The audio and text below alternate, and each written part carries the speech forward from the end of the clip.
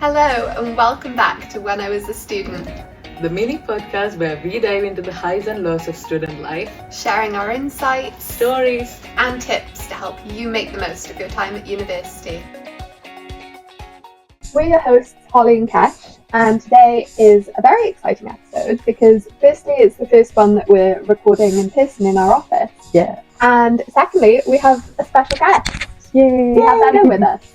Hi. You guys are like cool kids, and I feel like I'm in the cool I corner. don't know about that. I feel like I'm in the cool corner right now. And you guys are doing amazing work, and I've been listening to all of your podcasts, and Thank you. these are like really important topics that you talk about, especially today, talking about what was it again? Internships and part-time work while being a student. Yeah. I have a lot of experience with that, but not a lot. But I would just say that when it comes to part-time, it's not something that's known in my country. Yeah. And so part-time work is something that I had to do when I got to the UK. Yeah. But internships is something that happens a lot in Nigeria, and you before you graduate from university, you must have done some level of internship work somewhere and somehow. But coming here, I had new experiences. I worked in a call center. For someone who doesn't like people, talking to people was difficult.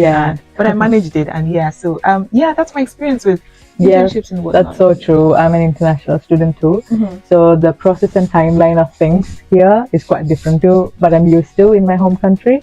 So I feel like one of the key things that a lot of us often overlook as a fresh international student is our CVs. I can remember that my CV was like a circus when I got here, because in Sri Lanka we used to have like a photo of ours on the corner, and we used to use like colorful templates, which is like kind of banned here in the UK. I used to apply for jobs with my previous CV and literally didn't get any calls whatsoever. And then I went to my career center, and they advised me that maybe I should go simpler and do things a different way. And also UK spellings. We were using the US spellings back home. So it was a big point that I overlooked myself. So I mean, I actually didn't do an internship while I was at uni. I feel like it varies per subject. So maybe if I was studying medicine or law or something that has a very specific career path, it might have been kind of more encouraged within the course. But I studied English, which doesn't have kind of a direct job role. So I never actually did an internship, but I did have a part-time job while I was at uni. I very much relate to customer services because I worked in a garage. Oh, that's so cool. I don't see you doing that. It was a really interesting experience. How did you get a job like that?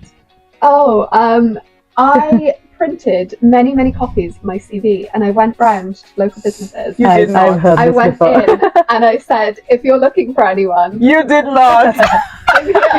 That is so bold. Yeah, I know, right? Yeah, that is so bold. I wouldn't do that. But that's like really interesting. That is so cool. That's old school. Exactly. We do that on the internet. I know. We do that in Nigeria actually. But anyway, I utilize LinkedIn a lot. I use LinkedIn, I try to rebrand myself, my profile, everything. I try to like make it really all cool and, put out stories and articles as much as I could.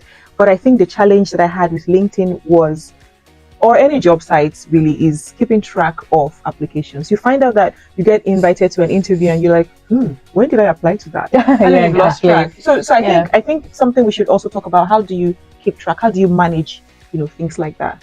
It used to happen to me all the time when I was applying to jobs, because with studies on one side and all the chores on the other side, sometimes you lose track of all the jobs that you're applying to. And one thing I used to do for that was managing like a small, very simple job application tracker. It's a very simple Excel sheet where I put in like the company, the role I applied to, and the actions that I've taken, so I know exactly where in the process I am. So if someone calls me up for an interview, I know exactly the job or the role that I need to fill in. That's really cool. That is very cool. That's exactly what I should have done. I did not do. I know, that's what you should have done. I don't recommend doing what I did. It wasn't the best but I've way. heard that it works for some people here in the UK. Maybe not everywhere, but I mean, it does, but it's not very fun when someone calls you up like, oh, hi, this is Gary.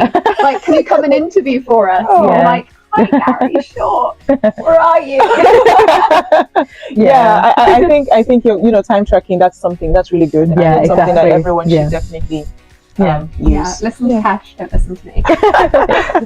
Yeah. But actually, on the subject of time, we have run out of it for today. You guys do this all the time on your podcast. I just hear time and the next thing it's like, unfortunately, we have to end it. It's not fair. Yeah, she's the I one didn't get to always finish coming up my with this. Jenga. No.